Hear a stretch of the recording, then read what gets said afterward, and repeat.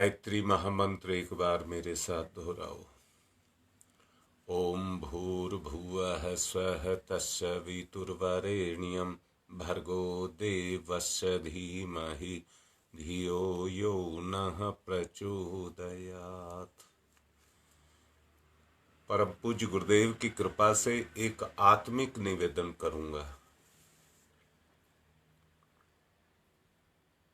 जीवन मेरा अपना है, व्यक्तिगत है, मुझको जीना है।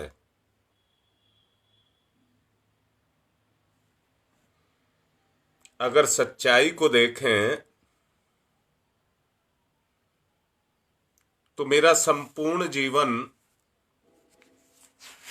एक साधन है। लोक हित के लिए मुझे ईश्वर ने ये दिया है। संपूर्ण संसार मेरा कार्य क्षेत्र है।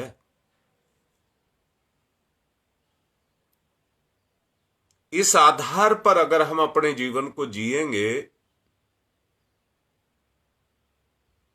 मैं दोबारा से बोल रहा हूं, जीवन मेरा साधन है, संसार मेरा कार्य क्षेत्र है। इसके लिए मैंने जीवन को लिया है। अगली बात सुनना। आत्मज्ञान और आत्म अनुभूति, आत्मज्ञान और आत्म अनुभूति ये दोनों अलग अलग चीज हैं। ज्ञान हो जाना बाहर का विषय है, परंतु चेतना में अनुभव होने लग जाना वो दूसरा विषय है।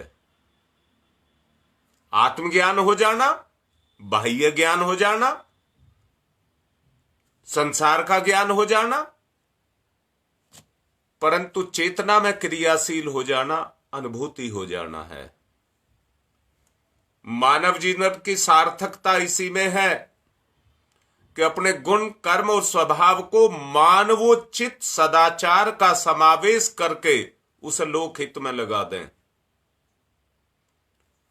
उस जीवन को, संपूर्ण को खपा दें। अपने जीवन को कह रहा हूं, संपूर्ण को खपा दें। मैंने भी कहा है, जीवन क्या है? परमात्मा का या आत्मा का साधन। परमात्मा या आत्मा का साधन। अभी तो हम उसे स्वार्थों में लगा रहे हैं। मैं मना नहीं कर रहा स्वार्थ नहीं करना।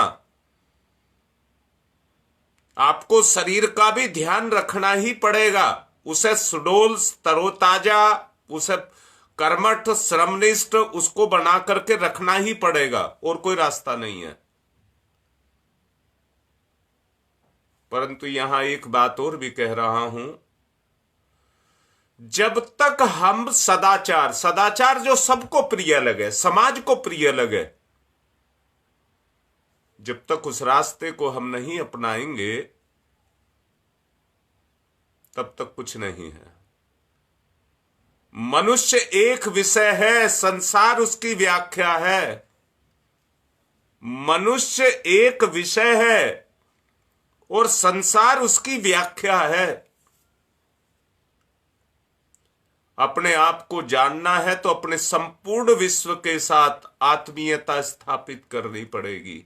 एक भी विरोधी ना रह जाए, एक भी विरोधी ना रह जाए। वो आत्मीयता आपकी बनने लग जाए तो आपका जीवन सार्थक होने लग जाएगा। ये विशाल है, वो एक सीमित क्षेत्र में नहीं बंधा रह सकता। संपूर्ण संसार ही परमात्मा का क्रीड़ा स्थल है। संपूर्ण संसार ही परमात्मा का क्रीड़ा स्थल है। अपनी चेतना को विश्व चेतना के साथ जोड़ देना, ये आत्मज्ञान के प्रकाश में ही प्रस्फुटित हो सकता है। जब ये अंदर से प्रस्फुटित होने लग जाए तो समझना हमारे जीवन की सार्थकता आने लग गई। परंतु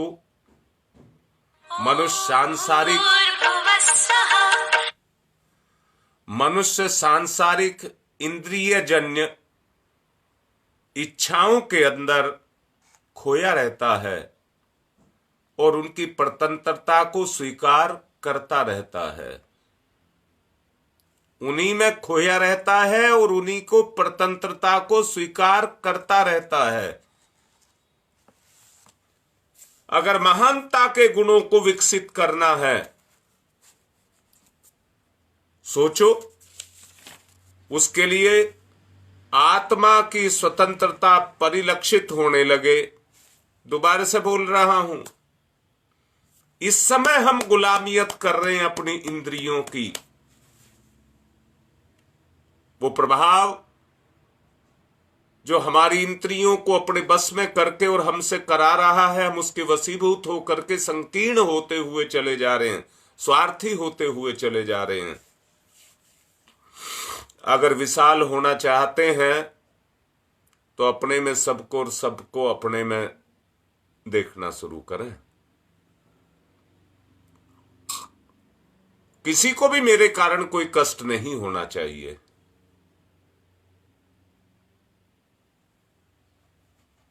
आत्मा का संचार जब होने लगे,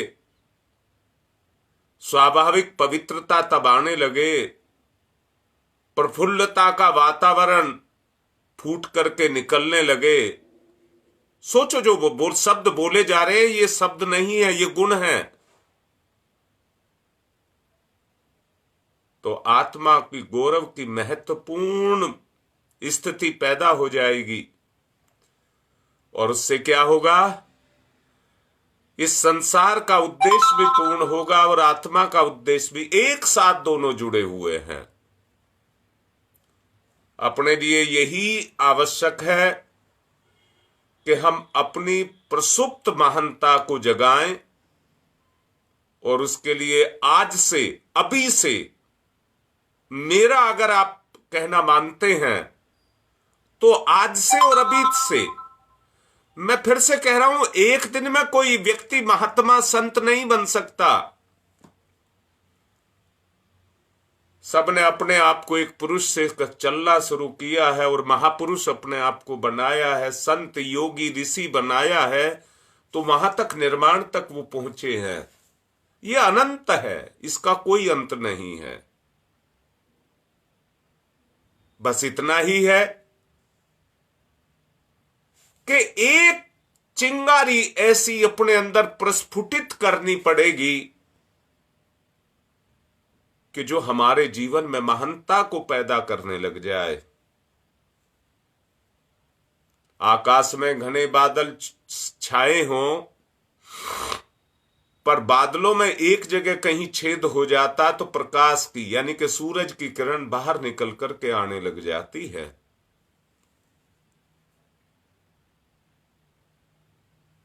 कपड़े में एक छेद हो जाए तो वहीं से वो छेद बड़ा होना शुरू हो जाता है, उसका विस्तार होना शुरू हो जाता है।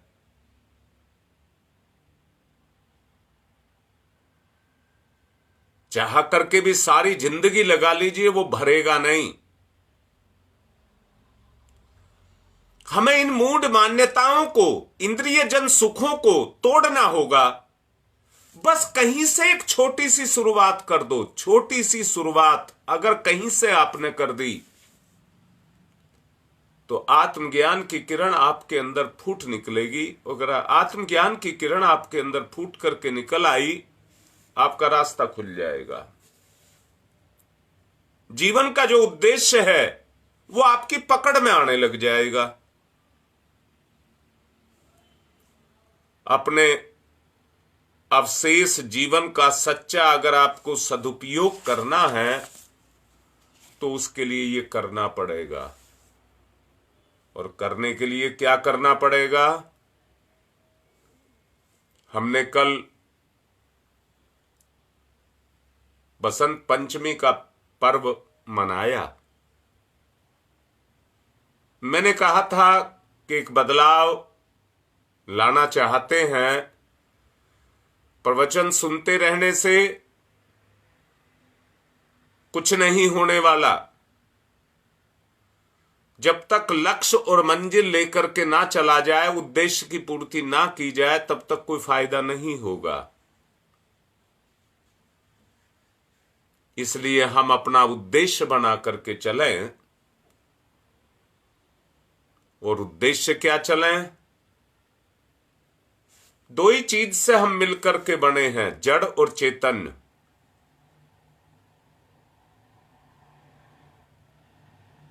पहले तो इनको ही जोड़ना सीख लें।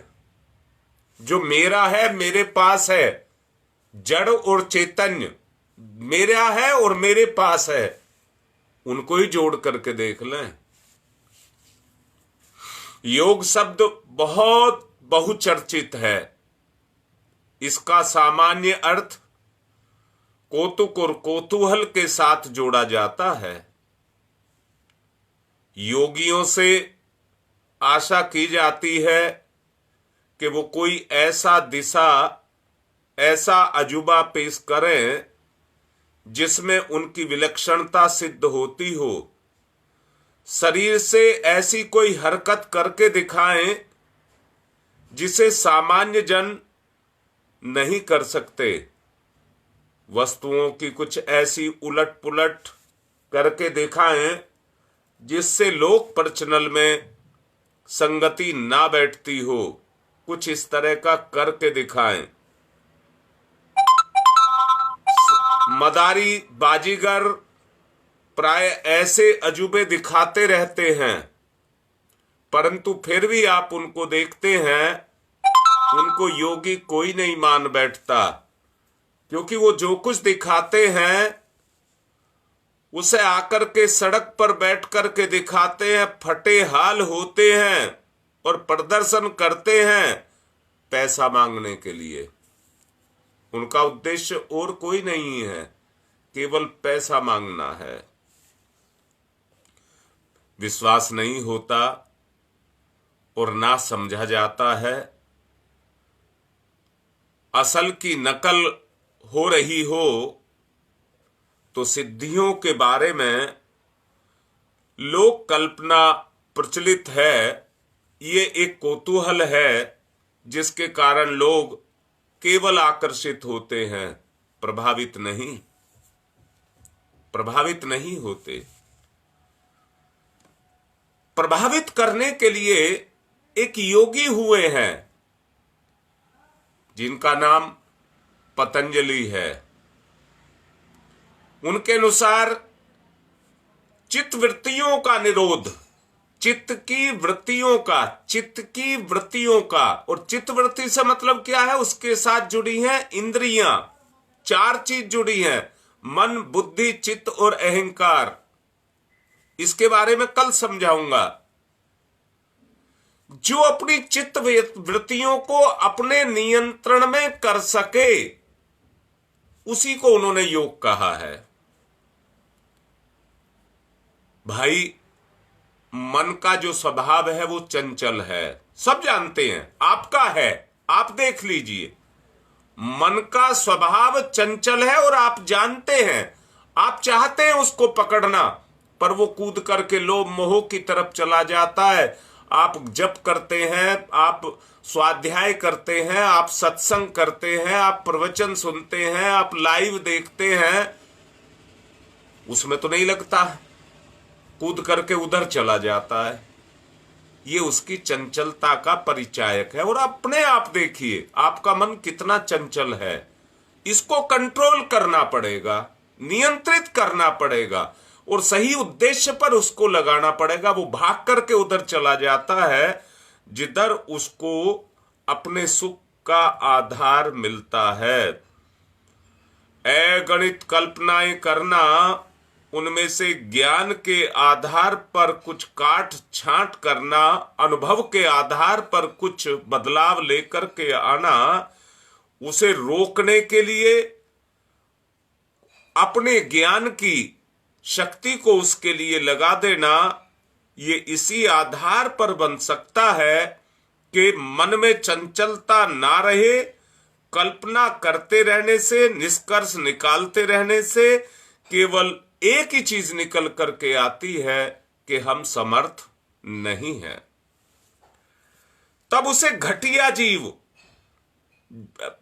जंतुओं की तरह से प्रकृति के प्रेरणा से शरीर यात्रा भर करने का, अपने शरीर का इच्छा पूरी करने का, बस इसकी हलचलें उसके अंदर पैदा होती रहती है। मैं एक बात कहूंगा, एनर्जेटिक होना कोई बुरी बात नहीं है।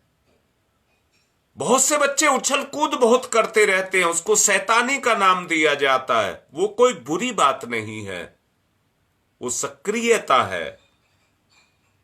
परंतु मैं यहां कहूंगा, मन के साथ लगी हुई चंचलता भी कोई दोष नहीं है।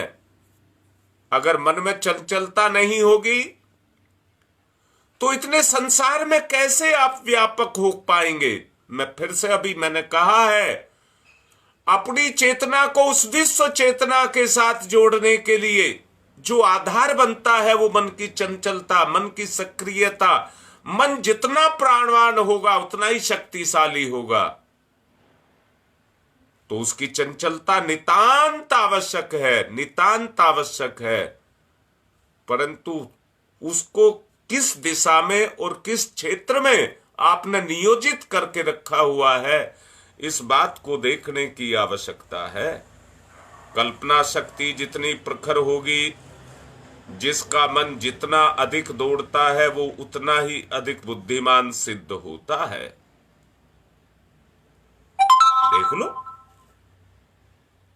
अगर मन ही बैठ गया, मैं पूछता हूं, आप जब स्कूल में पढ़ते थे, मन ही बैठा हुआ है तो आप क्या पढ़ लेंगे?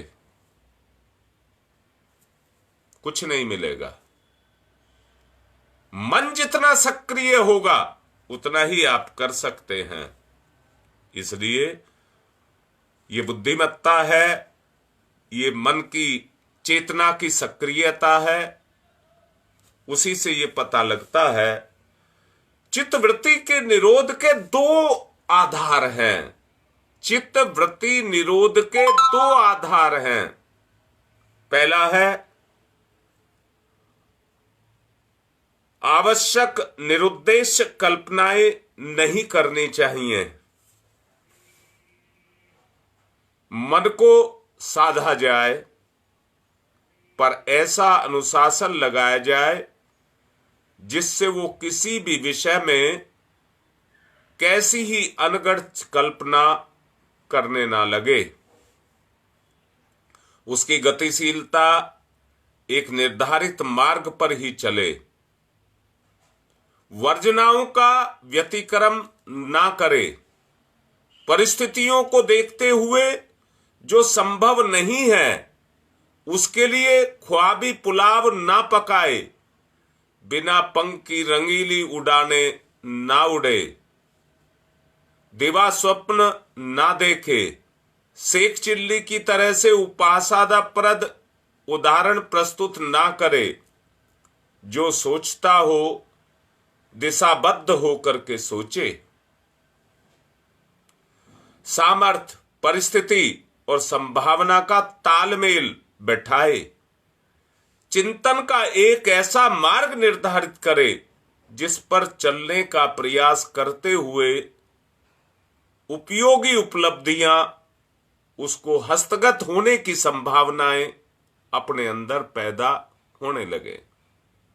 जो बातें मैंने अभी कही हैं, आप अपने मन की चंचलता को जरा नाप करके देखिए तो आपको पता लगेगा कैसे रंगीन सपने ये दिखाता है, कैसी कैसी कल्पनाएं ये कराता है। सचमुच अगर वो पूरी हो जाए जो ये चाहता है तो जीवन नर्क हो जाएगा। अपने आप में देख लीजिए, जो ये हमें बनाना चाहता है, दिखाना चाहता है, अगर वो सब पूरा हो जाए तो जीवन खत्म हो जाएगा, नर्क हो जाएगा। इसलिए हमको क्या करना पड़ेगा? इन चित्त वृत्तियों का जो रंग बिरंगी फूलझड़ी की तरह से हमारे अंदर जलाता रहता है, उन पर हमको विराम लगाना पड़ेगा और इस चंचलता को आत्मनिर्माण की दिशा में लगाना पड़ेगा। चिंतन को सीमाबद्ध, दिशाबद्ध करने वाले जितने भी कलाकार, वैज्ञानिक, अन्वेषक स्तर के जो हुए हैं, वो शोध प्रबंध लिखने वालों की इसी मार्ग का अवलंबन लेकर के इस मार्ग पर चलते रहे हैं। जो आर्किटेक्ट स्तर के लोग होते हैं, वो विशाल भवनों का नक्शा एक छोटे से कागज पर बना देते हैं और उस विशाल बिल्डिंग को बनाने के लिए उस नक्शे के अनुसार कितना रॉ मटेरियल चाहिए, वो मालिक जो उस नक्शे की पूर्ति करना चाहता है कितना सारा खर्च करता है, तब जाकर के वो बिल्डिंग बनती है। ऐसे ही हमें भी अपने मस्तिष्क को साधना है, अपने मस्तिष्क को साधना है और उस विशेषता का अभाव रहने पर सुनिश्चित स्तर के मनुष्य के बेसिलसिले की जो कल्पनाएं करते रहते हैं, किसी प्रसंग को पूरा होने से पहले अन्य प्रकार के विचारों को जो अपने अंदर लौट आते हैं, उन विचारों को अपने अंदर हमें क्रियाशील करना पड़ेगा। दूर विवेचन या निर्धारण तक ठीक प्रकार आप नहीं रह सकते। बड़े अपनेपन के साथ कह रहा हूं, जो रास्ता आपको दिखा रहा हूं उसकी तह तक जाने की कोशिश करो, उसको महसूस करो। निश्चिंत रहना, अब से शिवरात्रि तक इस तरह के विचार आपको दिए जाएंगे। प्रयास ये किया जाएगा कि वो आपके अंदर क्रियाशील हो। अगर आप सहयोग करेंगे तो वो निश्चित रूप से क्रियाशील होंगे और एक प्रभाव जो आपके अंदर पैदा होगा, और कैसा प्रभाव पैदा होगा, उस आत्म तत्व को जो ईश्वर की कृपा के रूप में हम सबके ऊपर बरसता रहता है, उसको धारण करने की क्षमता, वो आपका संधान बनेगा जो आपके साथ मिलकर के आपके स्तर को ऊंचा उठाने का प्रयास करेगा। सहयोग करो, सहयोग करो। सहयोग से सब हो सकता है। मन बुद्धि का भी तो सहयोग चाहिए। मन का सहयोग बुद्धि को और बुद्धि का सहयोग मन को चाहिए। एक तरफा अगर बात रही, मन अगर अपनी चलाता जा रहा है तो वो मुझे ही गिराता जा रहा है। मुझे कह रहा हूं, मेरा मन मुझे गिराता जा रहा है। इसलिए मुझे सजग हो करके इस स्थिति का अवलोकन करना, निरीक्षण और परीक्षण करना पड़ेगा। ये निर्धारित करना पड़ेगा। सदा असफलताओं का मुंह देखना जो मुझको पड़ता है, सदा असफलताओं का जो मुंह मुझे देखना पड़ता है, उसका और कोई कारण नहीं है। ये मन ही सब चीज का कारण है। मैं नहीं कहता कि सारी दुनिया हमारी अपनी हो जाएगी, हम उसको खरीद लेंगे, उसकी कीमत दे देंगे ना। अगर दुनिया अपनी होगी तो वो एक ही स्तर पर होगी, और वो स्तर कौन सा स्तर होगा? वो होगा आत्मीयता।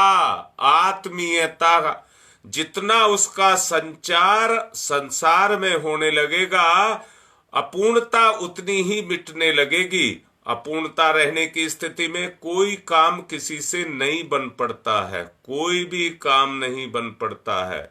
इस कठिनाई से उबरने और सफलता की दिशा में सुनियोजित गति पकड़ने का लाभ जिस एकाग्रता के सहारे बन पड़ता है, उसी को अर्जित करने के लिए योग दर्शन के प्रवक्ता पतंजलि ने चित्तवृत्ति निरोध का हमें आधार दिया है। अब ये तो पहला बताया आपको, अब दूसरा बताता हूं। दूसरा है जो चित्तवृत्ति का निरोध का दूसरा विषय है, वो एक है पशु वृत्तियों के रूप में अपने जीवन के अंदर छुपे हुए उन तथ्यों को जो उभर करके आते हैं, उनको हमको समझना। अन्य जीवधारियों की तरह से मनुष्य को पशु वर्ग का एक प्राणी माना जाता है। उसी कायिक रचना बंदर से मिलती जुलती है, और जब उसके साथ मिलती जुलती है, बंदर जिस तरह से उछल कूद करता है एक डाली से दूसरी डाली, और देखिए ना आप बिल्डिंगों पर कैसे चढ़ जाता है, जहां बिल्कुल संभव ही नहीं है वो वहां पर पहुंच जाता है, और एक बिल्डिंग से दूसरी बिल्डिंग पर छलांग लगा देता है। उसे नीचे की मौत नहीं दिखाई देती है, मौत नहीं दिखाई देती है। वो क्या देख लेता है, मैं इस मंजिल को कूद जाऊंगा या नहीं कूद जाऊंगा। जो असंभव है उसको भी वो संभव करके दिखा देता है। कायिक रचना जो हमारी है वो ठीक उसी तरह की है। प्राणी समुदाय में कुछ भौतिक मौलिक प्रवृत्तियां पाई जाती हैं, उसी के सहारे निर्वाह साधन जुटाते रहना और कठिनाइयों से यथासंभव बचने का प्रयत्न करते रहते हैं। आहार उपलब्ध करने के लिए बहुत दौड़ धूप करते हैं और कठिनाइयों के यथासंभव बचने का भी प्रयत्न हम लोग करते हैं। आहार उपलब्ध करने के लिए जो दौड़ धूप की जाती है और वंश वृद्धि के लिए जो हम प्रयास करते हैं, उसके लिए बेचैन रहते हैं और उसी में हम प्रवृत्त रहते हैं, उसी में अपने आप को लगाए रखते हैं। इसके अतिरिक्त सुविधा साधनों की लपक अपने अंदर पैदा होती रहती है। साथियों को धकेल कर अपना काम बना लेने की आदत हमारे अंदर बनी रहती है। जिसने अपने क्षेत्र में हस्तक्षेप करने की आशंका की, उस क्षेत्र में अपना आधिपत्य जमाने की कोशिश की, उसे लड़ सकने के स्वभाव को भी अपने अंदर पैदा करना पड़ा। अपनी वृत्तियों से लड़ने का सामर्थ्य भी उसको अपने अंदर पैदा करनी पड़ी। संक्षेप में एक ही बात कहना चाहूंगा, प्राणी प्रवृत्तियों का गुलाम है, प्रवृत्तियों का गुलाम है। उनसे उसको निवृत्ति लेनी पड़ेगी, निवृत्ति उनसे लेनी पड़ेगी। मनुष्य का स्तर अन्य जीवधारियों से बहुत ऊंचा है, ऊंचा नहीं बहुत ऊंचा है। वो उन्हीं प्रवृत्तियों को अगर अपनाए रहेगा तो सामाजिक प्राणी कैसे बन जाएगा, कैसे बन जाएगा? फिर तो समाज को, जैसे एक पशु को ये नहीं पता ये मेरे मालिक का खेत है या पराई का खेत है, उसको केवल मुंह मारने से, खाने से मतलब है। ऐसे ही व्यक्ति भी इसी तरह का बन करके हो करके चला है।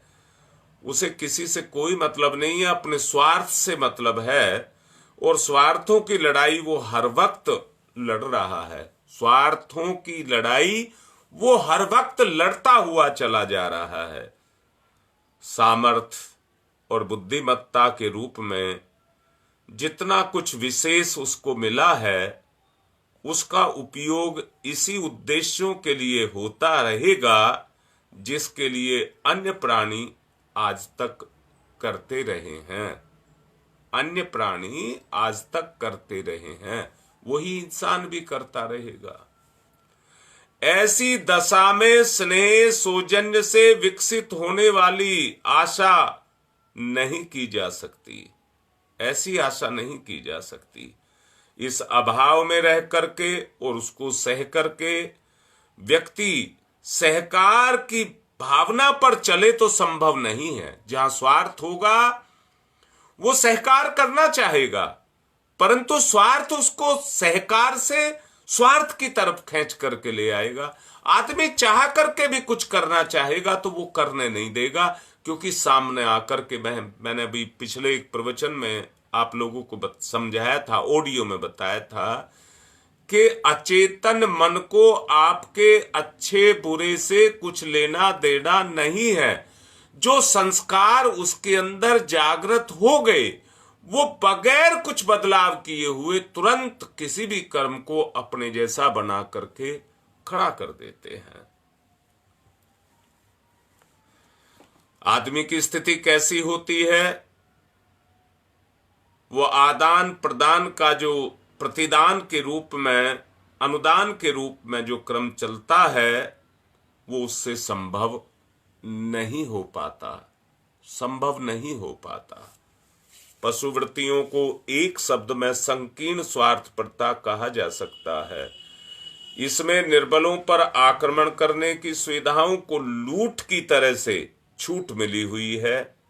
व्यक्तिगत संयम अथवा अनुशासन के लिए जिसने प्रतिबंधित उस प्रकृति को परिवर्तन के रूप में लागू कर दिया, अपने अंदर परिवर्तन को लाना शुरू कर दिया, तो समझ लेना उसके लिए जो सामाजिक विग्रह और उत्कर्ष का विचार जो आना चाहिए वो उस कोई नियम निर्धारण वहां पर काम नहीं करता है। जो स्थिति अंदर है वही बाहर हो जाती है। ये किसका है? अनुशासन के पालन से। जिसने समुन्नत स्तर का व्यक्तित्व उगाया या समाज व्यवस्था का माध्यम बना, प्रगति का क्रम वहीं से चलता है। मानवीय उत्कर्ष इन्हीं सीढ़ियों पर अधिक पदार्पण करते हुए संभव हुआ है। यदि पशुवृत्तियों पर नियमन ना हो सके तो समझा जाना चाहिए कि आदिम युग के वन मानुषों की जैसी स्थिति लौट करके हम पर आ रही है, या आदमी उस स्थिति में जाकर के गिरता हुआ चला जा रहा है। चित्तवृत्तियों के निरोध का दूसरा जो तात्पर्य है वो यही है कि व्यक्तिगत कर्तव्यों और सामाजिक उत्तरदायित्वों के लिए उन प्रवृत्तियों पर अंकुश लगाया जाए और उन्हें वन मानुष काल से लेकर अब तक की किसी ना किसी रूप में जो अचेतन क्षेत्र में दबी हुई पड़ी हुई हैं, मैं फिर से कह रहा हूं, अचेतन पर किसी लोभ मोह का कोई असर नहीं होता है, परंतु हां एक बात यह है, जो उसकी प्रकृति है उसके अनुसार वो तुरंत करता हुआ चला जाता है। बस चेंज हमको क्या करना है? उस प्रवृत्ति को, उस प्रकृति को चेंज करना जो अचेतन के अंदर जाकर के समाई हुई है।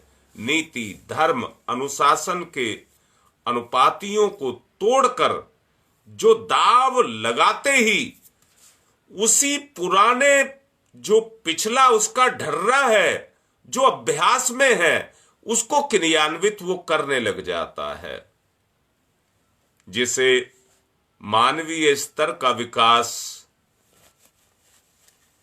देखते हुए हे ठहराया जाए, जिसको समाज हे ठहराए, कोई जिसको स्वीकार ना करे, वो विकास में बहुत बाधा पैदा करता है।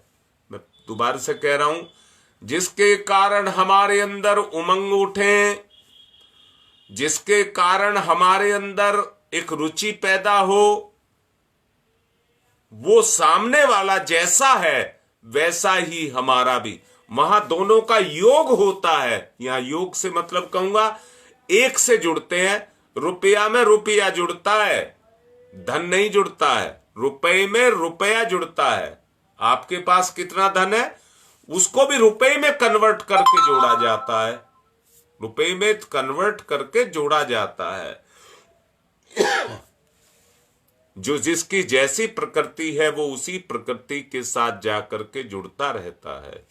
जैसी जिसकी प्रकृति है वो प्रकृति के कारण वैसे ही प्रभाव में जाकर के जुड़ जाता है। यहां दोबारा से कहूंगा, अगर कहीं पर प्रकृति मेल नहीं खाती है तो तुरंत वहीं पर घृणा पैदा करने लग जाता है, घृणा पैदा करने लग जाता है। तो आवश्यकता किस बात की है कि हमें अपनी प्रकृति को बदलना पड़ेगा, अपनी प्रकृति को हमको बदलना पड़ेगा। आप देखते होंगे अपराधी अपराध करता है, उसको पता है दंड मिलना है इसका, उसको इस बात का पता है कि मैं अपराध कर रहा हूं और मुझे दंड मिलना है, परंतु उसकी अपनी जो प्रवृत्ति है वो अंदर से जोर मारती है और उससे वैसा ही कार्य कराती है। मैं दोबारा से कह रहा हूं, आवश्यकता किस बात की है कि अपनी उस प्रवृत्ति को बदलने की आवश्यकता है जो हमारी चेतना पर, चिंतन पर अपने काम को कर रही है, उसको बदलने की आवश्यकता। बदलने की क्या आवश्यकता है? जो लोकमान्य हो, सर्वमान्य हो, जो सबको अच्छा लगे, उस तरह के व्यवहार को हमें सम्मिलित अपने अंदर करना होगा। इस रोकथाम के लिए आवश्यक है हम ऐसा चिंतन क्रम अपनाएं जिसमें मान्यता, भावना, आकांक्षा का जितना भी घेरा है वो उसके पशु वृत्तियों के ऊपर उस घेरे को लगा दे। जिसको तोड़ने के लिए उच्छृंखलित रहते हैं वो तोड़ ना सकें, वो तोड़ ना सकें। और उस पर जैसे किसी तालाब को बांधने के लिए उसके चारों तरफ दीवार बना दी जाती है, वैसे ही इंद्रियों के ऊपर अनुशासन की दीवार को वो बना दें। उससे क्या होगा? पशु वृत्तियों की उच्छृंखलता जो प्रकट होती है उससे पहले ही उसे जकड़ा जा सकता है और जकड़ करके मर्यादाओं में उसको बांधा जा सकता है। यही है चित्तवृत्तियों के निरोध का अनुशासन, जिसे अपनाने पर मानसिक बिखराव रुकता है और अनौचित्य अपनाने पर सिकंजा लगता जाता है। इस प्रयास को सक्रिय करने के लिए, अपने जीवन में सक्रिय करने के लिए हमें अपने ऊपर अंकुश लगाना पड़ता है और उस परिक्षेत्र के अंदर अपने आप को उसी के अंदर घुमाना, सक्रिय करना होता है। यही अंकुश है। ये प्रयास देखने में निषेधात्मक लगता है पर उतना सीमित नहीं है। बिखराव और अपव्यय की रोकथाम करने के लिए ये सहज सामर्थ्य के संचय करने का साधन बन जाता है। अपनी सहज जो शक्ति है उसको संचय करने का, एकत्रित करने का साधन ये बन जाता है। नहीं तो बिखराव के कारण सामर्थ्य हाथ नहीं लगती है, वो बिखरती चली जाती है। अपव्ययी, आलसी, दरिद्र के लिए तो उन्नति के सभी द्वार बंद हो जाते हैं, जबकि जमा पूंजी होने पर भी उनके सहारे सुविधा और प्रगति के अनेकों सरंजाम अपने आप जुटते हुए चले जाते हैं। बड़ा ही अपनेपन के साथ आत्मिक प्रगति के लिए आपसे कहूंगा कि अपने मार्ग को सुनिश्चित करें। और अब मैं आपसे ये कह रहा हूं, आगे के जितने प्रवचन मैं अभी गुरुदेव की कृपा से दूंगा वो सब साधना से संबंधित होंगे, अपने आप को बदलने से संबंधित होंगे कि हम अपने आप को कैसे बदल पाएं। आज की बात को यहीं विराम देते हुए अब आत्मिक निवेदन करूंगा कि यज्ञ की तरफ चलें, यज्ञ की तरफ चलें।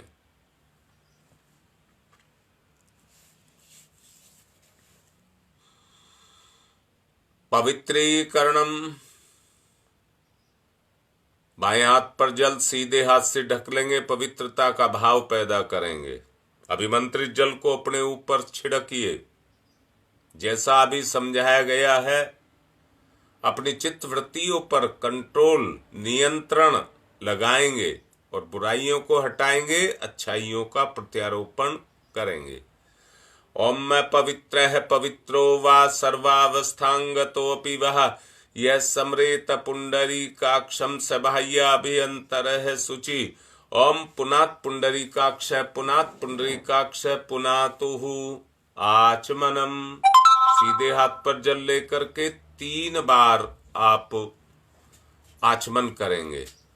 ओम अमृतो प्रस्तरणमसि स्वाहा, फिर लीजिए। ओम अमृता पिधानमसि स्वाहा, फिर लीजिए। ओम सत्यम यशः श्रीरमय श्री श्रीयताम स्वाहा। हाथ साफ करिए, बाएं हाथ पर जल लेकर के सीधे हाथ की 5 उंगलियां गीली करके चोटी स्थान को स्पर्श करें। ओम चिद्रूपिणी महामाई दिव्य तेज समन्विते तिस देवी शिखा मध्य तेजो वृद्धिम कुरुष्मेव न्यास है। ओम वांगमयी आशय अस्तु मुक्को। ओम नशोर में प्राणो अस्तु नासिका के दोनों छिद्रों को। ओम अक्षनोर में चक्षुरस्तु दोनों नेत्रों को। ओम कर्णयोर में श्रोत्रम अस्तु दोनों कानों को। ओम बाहोर में बलमस्तु दोनों भुजाओं को। ओम उर्वोर में ओजुवस्तु दोनों जंघाओं को। ओम अरिष्टानि मंगानि तनुस्तन्वा में सहसंतु। पृथ्वी पूजनम। धरती माता का लोक कल्याण की भावना जो भी मैंने कहा, जब वो हमारे अंदर विकसित होगी तभी हम ये सब कर पाएंगे। धरती माता पर जल चढ़ाते हुए प्रार्थना करेंगे। ओम पृथ्वी त्वया धृता लोका देवी त्वं विष्णुना धृता त्वं च धार्य माम देवी पवित्रम कुरु चास्मनम। बहुत अच्छे से तोल करके देखिए, अगर आदमी केवल अपनी आवश्यकताओं को ही ध्यान में रखता है और उसके लिए भगवान से मांगता है, भगवान आवश्यकताओं की पूर्ति तो करेगा, परंतु लोक कल्याण की जो भगवान का दिया हुआ है उसको हम लोक कल्याण में भी लगाएंगे, ये आपके ऊपर है। जो जितना लोक कल्याण के या भगवान के उद्देश्य को पूर्ण करेगा उसको उतना ही मिलेगा, उतना ही मिलेगा। एक दूसरे को तिलक लगाएं, एक दूसरे का सम्मान करें, लोक सम्मान की स्थिति रखें। ओम चंदनस्य महत्वपूर्णम पवित्रम पापनाशनम आपदाम हरते नित्यम लक्ष्मी तिष्ठति सर्वदाम। जिन्होंने कलावा नहीं बांध रखा हो वो कलावा बांध लें, जिन्होंने बांध रखा हो मुट्ठी बांध करके संकल्प लें। ओम मृतेन दीक्षा मापनोति दीक्षा यापनोति दक्षिणाम दक्षिणाम श्रद्धया मापनोति श्रद्धया सत्यमाप्यते। दीपक को तिलक करेंगे। आत्म चेतना 2 क्षेत्र भी समझाए हैं। पहला क्षेत्र दीपक को यानी कि अपनी चेतना को तिलक करिए। ओम अग्निर्ज्योति ज्योतिरग्नि स्वाहा सूर्य ज्योति ज्योति सूर्य स्वाहा अग्निर्वर्चो ज्योतिर्वर्च स्वाहा ज्योतिर्वर्चो अग्निर्वर्च स्वाहा ज्योति ही सूर्य सूर्य ज्योति ही स्वाहा। अब कलश का तिलक करेंगे, पूजन करेंगे। ओम तत्त्वायामि ब्रह्मणा वन्दमानस्तदासास्ते यजमानो हविर्भि अहेडमानो वरुणेह बोध्यर्षः वंशमानयायुः प्रमोषीः।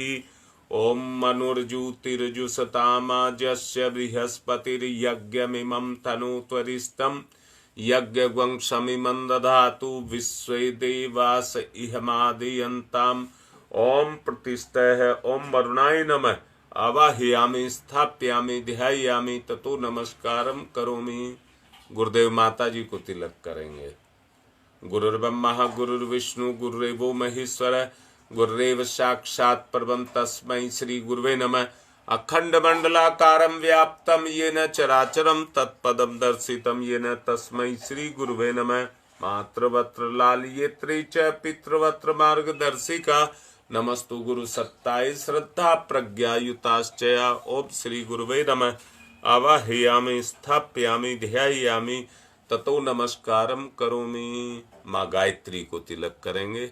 आयातु वरदे देवी त्र्यक्षरे ब्रह्मवादिनी गायत्री छंदसां माता ब्रह्म योनिर्नमस्तुते। ओम श्री गायत्र्यै नमः। आवाहयामि स्थापयामि ध्यायामि ततो नमस्कारम करोमि।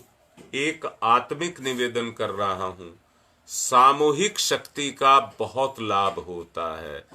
घास का एक तिनका आसानी से तोड़ा जा सकता है, पर जब घास के तिनकों को बट करके रस्सा बना दिया जाता है तो उससे हाथी को भी बांधा जा सकता है। इतनी ताकत पैदा होती है।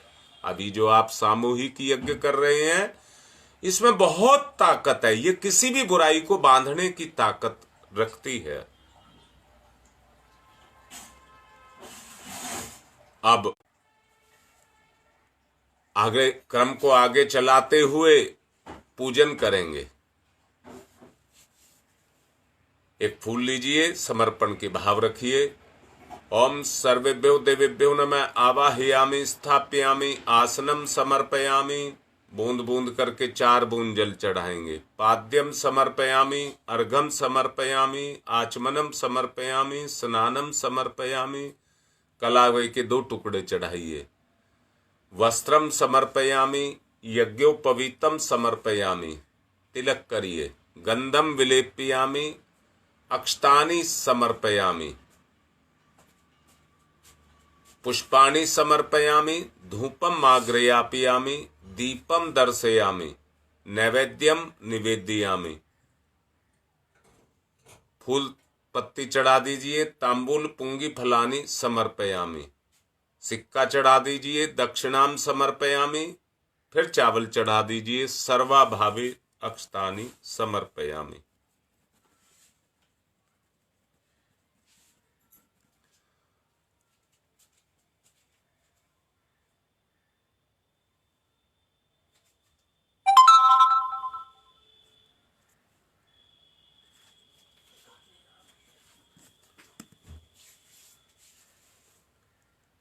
हाथ जोड़कर प्रणाम करिए। नमोस्तनंताय सहस्रमूर्तये सहस्रपादाक्षिशिरोर्भावे सहस्रनामने पुरुषाय सारस्वते सहस्र कोटि युग धारणे नमः।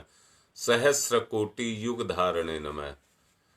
रक्षा विधान करेंगे। बाएं हाथ पर चावल लेकर के जिस दिशा में कहा जाए थोड़े थोड़े चावल प्रत्यारोपित करते हुए बुराइयों को न आने की भगवान से प्रार्थना करेंगे। ओम पूर्वे रक्षतु वाराह आग्नेयाम गरुध्वज दक्षिणे पद्मनाभमस्तु नैऋत्यां मधुसूदन पश्चिमे चैव गोविंदो वायव्यां तु जनार्दन उत्तरे श्रीपति रक्षेद ईशान्यम ही महेश्वर। ऊपर ऊर्ध्वम रक्षतु धातावो नीचे हयोधो अनंतश्च रक्षतु अनुक्तम अपि यत स्थानम रक्षत विश्वममार्धिक। अपसर्वन्तु ये भूता भूमि सनिष्ठता भूता विघ्न करता रस्ते गच्छन्तु शिवाज्ञया। अपक्रामन्तु भूतानि पिशाचा सर्वतो दिशम सर्वेषां विरोधेन यज्ञ कर्म समारभे। हाथ पर पुष्प चावल लेकर के पहले अग्नि स्थापित कर लें, तब तक अग्नि प्रज्वलित हो जाएगी। पहले कुंड में अग्नि कर लें, फिर ऋषियों को बुलाएंगे। ओम भूर्भुवः स्वः द्यौरिव भूम्ना पृथिवीवरिम्नाः तस्यास्ते पृथिवी देव यजने प्रस्थे अग्निं मनादमन्नाधाया दधे अग्निं दूतं पुरो दधे हव्यवाहमुपपूर्वे देवामासादयादिह। ओम अग्ने नमः। अग्निम आवाहयामि स्थापयामि ध्यायामि ततो नमस्कारम करोमि। अब एक समीधा लगा करके थोड़ा घी छोड़ दीजिए और पुष्प चावल लेकर के ऋषियों का आवाहन करिए। सबसे पहले गौतम ऋषि का आवाहन। श्रोत्र कर्म के संप्रदाय का जिनने किया परिवर्तन था, अग्निहोत्र की परंपरा में किया सुखद संशोधन था। सभी प्राणियों के जो प्रिय उन गौतम ऋषि को आज नमन। ऋषि प्रिय थे जो रहे ना निष्क्रिय, उन गौतम ऋषि को आज नमन। ओम गौतम सर्वभूतानां ऋषीणां च सदा प्रियम श्रोतानां कर्माणां च संप्रदाय प्रवर्तक। ओम श्री गौतमाय नमः आवाहयामि स्थापयामि ध्यायामि ततो नमस्कारम करोमि। अब भारद्वाज ऋषि का आवाहन। सदा अध्ययन को तत्पर ऋषि भारद्वाज का है वंदन। अतल ज्ञान के थे सागर ऋषि भारद्वाज का है वंदन। हे ऋषिवर यह भाव भरा आमंत्रण है स्वीकार करें। हम सबका आतिथ्य यज्ञ में आकर अंगीकार करें। ओम भारद्वाज नमस्तुते अस्तु सदा अध्ययन तत्पर आवाहयामि यज्ञे अस्मिन् पूज्यं प्रतिगृह्यताम्। ओम भारद्वाजाय नमः आवाहयामि स्थापयामि ध्यायामि ततो नमस्कारम करोमि। अब विश्वामित्र ऋषि का आवाहन।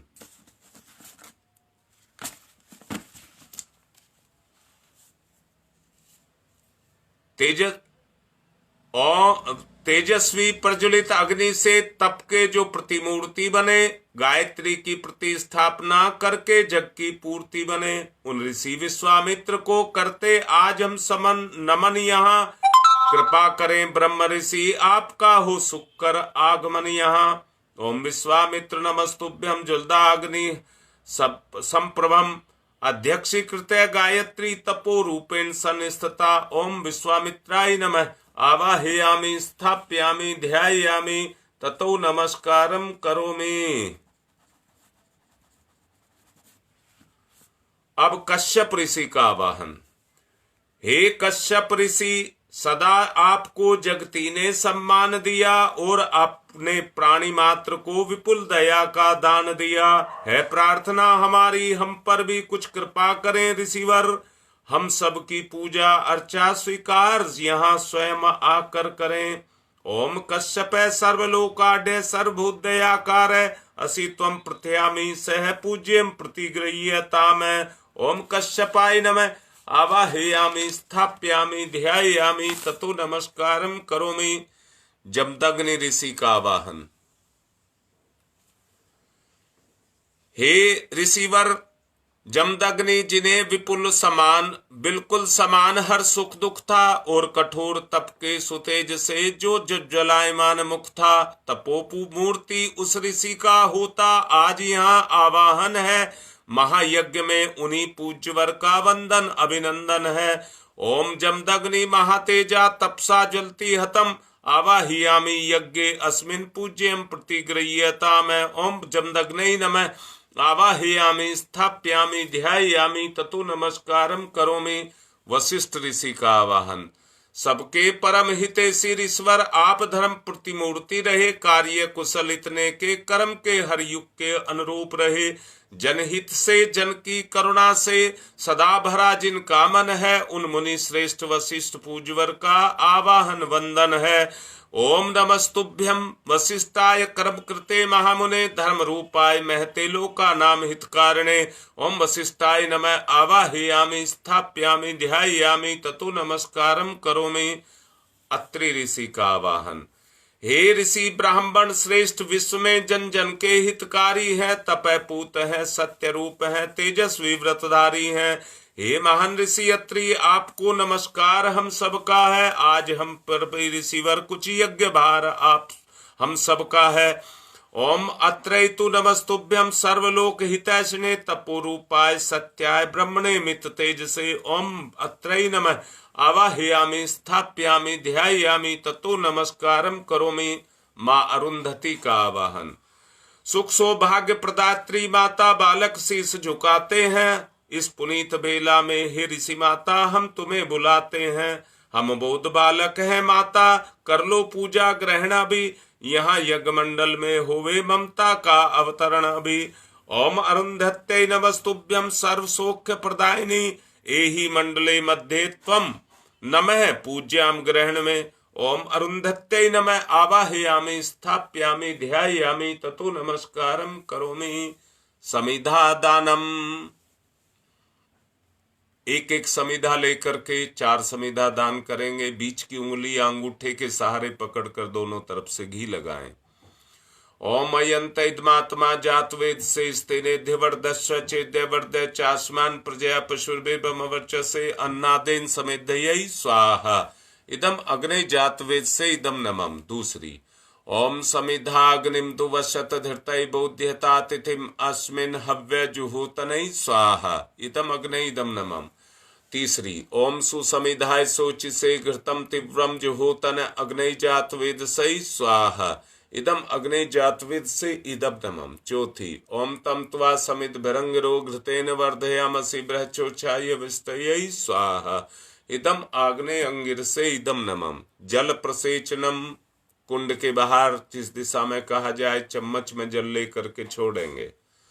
ओम अदिते अन्मन्यस्व इति पूर्वे, ओम अनुमते अन्मन्यस्व इति पश्चिमे, ओम सरस्वताय अन्मन्यस्व इति उत्तरे, दक्षिण से चारों तरफ।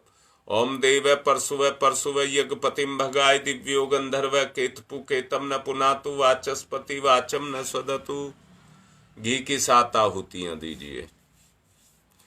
ओम प्रजापतये स्वाहा, इदम प्रजापतये इदम नमम। ओम इंद्राय स्वाहा, इदम इंद्राय इदम नमम। ओम अग्नये स्वाहा, इदम अग्नये इदम नमम। ओम सोमाय स्वाहा, इदम सोमाय इदम नमम। ओम भूः स्वाहा, इदम अग्नये इदम नमम। ओम भुवः स्वाहा, इदम वायवे इदम नमम। ओम स्वः स्वाहा, इदम सूर्याय इदम नमम। गायत्री मंत्राहुति ही। सब बैठ जाएं एक साथ कुंड पर और आहुति दें। ओम भूर्भुवः स्वः तत्सवितुर्वरेण्यं भर्गो देवस्य धीमहि धियो यो न प्रचोदयात् स्वाहा, इदम गायत्री इदम नमम। ओम भूर्भुवः स्वः तत्सवितुर्वरेण्यं भर्गो देवस्य धीमहि धियो यो न प्रचोदयात् स्वाहा, इदम गायत्री इदम नमम। ओम भूर्भुवः स्वः तत्सवितुर्वरेण्यं भर्गो देवस्य धीमहि धियो यो न प्रचोदयात् स्वाहा, इदम गायत्री इदम नमम। ओम भूर्भुवः स्वः तत्सवितुर्वरेण्यं भर्गो देवस्य धीमहि धियो यो न प्रचोदयात् स्वाहा, इदम गायत्री इदम नमम। ओम भूर्भुवः स्वः तत्सवितुर्वरेण्यं भर्गो देवस्य धीमहि धियो यो न प्रचोदयात् स्वाहा, इदम गायत्री इदम नमम। ओम भूर्भुवः स्वः तत्सवितुर्वरेण्यं भर्गो देवस्य धीमहि धियो यो न प्रचोदयात् स्वाहा,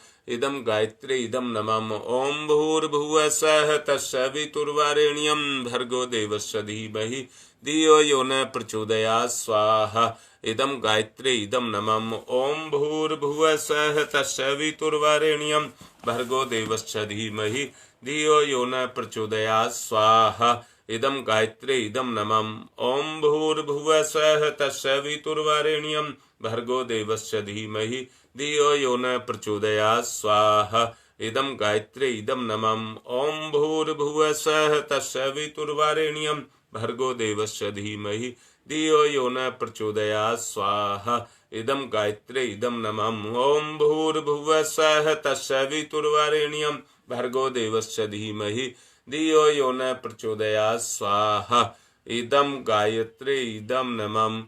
ओम भूर्भुवः स्वः तत्सवितुर्वरेण्यं भर्गो देवस्य धीमहि धियो यो न प्रचोदयात् स्वाहा, इदम गायत्री इदम नमः।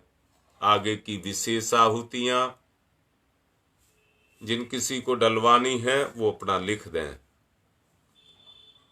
अश्वनी जो त्रिनगर क्षेत्र में रहते हैं वो अपने पेपर के 2 लेवल पार कर चुके हैं नौकरी के लिए। 3रा लेवल का उनका आज पेपर है उनकी सफलता के लिए। सौरभ और आयुषी की त्यागी परिवार है जो साहिबाबाद में रहते हैं, उनकी शादी है उनके सफल दाम्पत्य जीवन के लिए।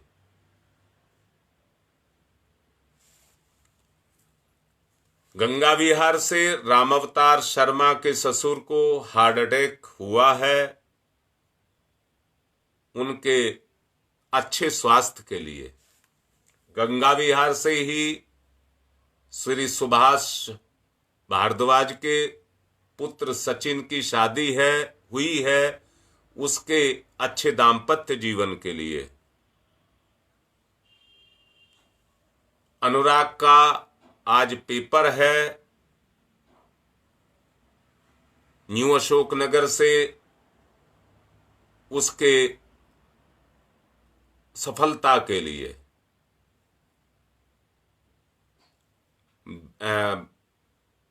बहपुरा भदोई से संजय दुबे के पिताजी की तबीयत खराब है, उनके लिए।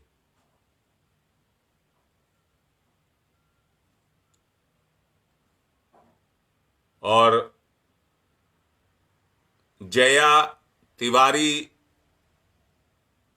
जो भदोई में ही बनारस के पास रहते हैं, उनके अच्छे स्वास्थ्य के लिए। मुजफ्फरनगर से मुकेश मलिक की मां की तबीयत खराब है, उनके लिए विशेष आहुतियां। रमेश चंद शर्मा जो गंगा विहार से हैं, उनके मानसिक संतुलन के लिए। और जो भी मेरे अपने हैं, उन सब की भलाई के लिए। ओम त्र्यंबकम यजामहे सुगंधिम पुष्टिवर्धनम उर्वारुकमिव बंधनान मृत्योर्मुक्षीयमामृता स्वाहा। इदं महामृत्युंजयिदं नमः। ओम त्र्यंबकम यजामहे सुगंधिम पुष्टिवर्धनम उर्वारुकमिव बंधनान मृत्योर्मुक्षीयमामृता स्वाहा। इदं महामृत्युंजयिदं नमः। ओम त्र्यंबकम यजामहे सुगंधिम पुष्टिवर्धनम उर्वारुकमिव बंधनान मृत्योर्मुक्षीयमामृता स्वाहा।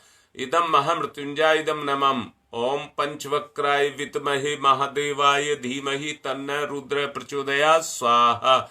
इदं रुद्रायदं नमः। ओम पंचवक्राय विद्महे महादेवाय धीमहि तन्नः रुद्र प्रचोदयात् स्वाहा।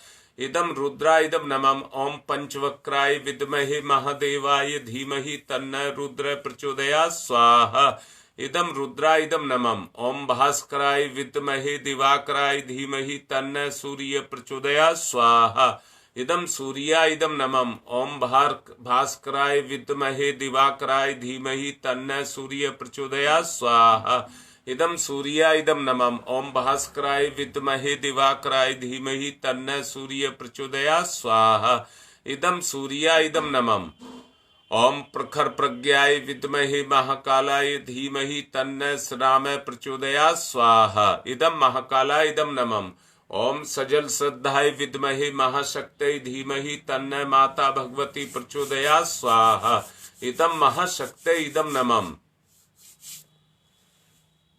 कृमि नाश के लिए, जो कोरोना फैला हुआ है, उसके लिए आहुतियां। ओम उददाना दिव्य कृमि हंतु विमोचन हंतु रसंभि ये अंत कृमियो गवि स्वाहा। इदम आदित्य गणेभ्य इदम नमः। रोग नाश के लिए आहुति। ओम शीर्षम शक्तिम शीर्षमयम कर्णम शूलम विलोहितम सर्व शरीरम समणम ते रोगम बहिर्निर्मंत्रम यामहि स्वाहा। इदम सूर्याय इदम नमः। सुरक्षा कवच के लिए आहुति। ओम अग्ने वैश्वानरः वैश्वरमा देव्यै पाहि स्वाहा स्वाहा। इदम वैश्वानराय इदम नमः। सृष्टिकृत आहुति प्रायश्चित आहुति। जो भी भूल चूक हमसे हुई है, जिनके कारण रोग शोक पैदा हो रहे हैं, प्रभु हमें क्षमा करें और हमें इनसे मुक्त करें। सृष्टिकृत होम घी में स्थान लेकर के आहुति देंगे। ओम यदस्य कर्मणोत्यरिचम यादवा न्यून्यमिहाकरम अग्निष्ट सृष्टिकृद्यात् सर्वं सुहूतम करोतु मे अग्ने सृष्टिकृतये सुहूतये सर्व प्रायश्चिता हुति नाम कामानाम समृद्धये सर्वान्न कामान समृद्धये स्वाहा। इदम अग्ने सृष्टिकृतये इदम नमः। पूर्णाहुति और आरती की तैयारी। पहले पूर्णाहुति। ओम पूर्णमिद पूर्णमिदम पूर्णात् पूर्णमुदच्यते पूर्णस्य पूर्णमादाय पूर्णमेवावशिष्यते। ओम पूर्णादर्वी परापत सुपूर्णा पुनरापत वसने विकणा वह ईस मुर्जयी ग्वं सत्कर्तौ स्वाहा। 2 बार और दीजिए। ओम सर्वं वै पूर्णग्वं स्वाहा। ओम सर्वं वै पूर्णग्वं स्वाहा। 1 चम्मच धार बांध करके छोड़िए ओम वसोः पवित्रमसि सतधारम वसो पवित्रमसि सहस्रधारम देवस्ता सविता पुनातु वसो पवित्रेण सद्धारेण सुपवा काम दुक्षयै स्वाहा। आरती करिए।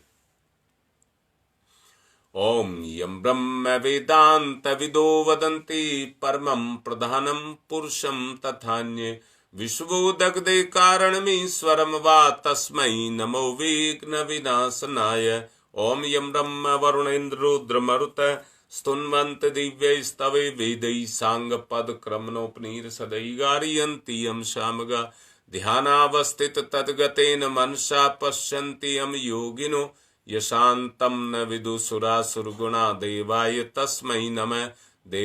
तस्मै नमः कर्पूरगौरं करुणावतारं संसारसारं भुजगेन्द्रहारं सदा वसन्तं हृदयारविन्दे भवं भवानी सहितं नमामि। त्वमेव माताश्च पिता त्वमेव बन्धुश्च सखा त्वमेव विद्यादरणं त्वमेव सर्वं मम देवदेव।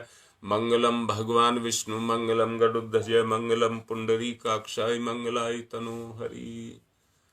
अब शांति पाठ करेंगे, सबको आरती देंगे, पुष्प चावल देंगे। कलश उठा करके शांति पाठ। ओम ध्यौ शांतिरंतरिक्षं शांति पृथ्वी शांतिरापः शांतिरोषधयः शांति वनस्पतयः शांतिर्विश्वे देवा शांति ब्रह्म शांति सर्वं शांति शांतिरेव शांति श्यामा शांतिरेधि। ओम शांति शांति शांति सर्वारिष्टा सुशांतिर्भवतु। बुराई का दान और अच्छाई की वृद्धि। ओम यज्ञेन यज्ञमयजन्त देवा तानि धर्माणि प्रथमान्यायसन् तेहनाकं महिमान् क्षत्र यत्र पूर्वे साध्यया सन्ति देवा। मंत्र पुष्पांजलिं समर्पयामि देवदक्षिणां समर्पयामि। अब अर्घदान कर देंगे सूर्य भगवान को। ओम सूर्य देव सहस्रांशो तेजो राशे जगतपते अनुकंप्य माम भक्ति गणर्गम दिवाकर। ओम सूर्याय नमः आदित्याय नमः भास्कराय नमः। विदा कर देंगे। कार्य संपन्न हुआ, विदा कर देंगे। थोड़े से चावल कुंड में और स्थापना पर छोड़ देंगे। ओम यान्तु देवगणा सर्वे पूजा मादाय माम कीम इष्ट काम समिध्यर्थम पुनरागमनाय च पुनरागमनाय च। आपको सबका मंगल हो, यही भाव रखते हुए विदा ले रहा हूं।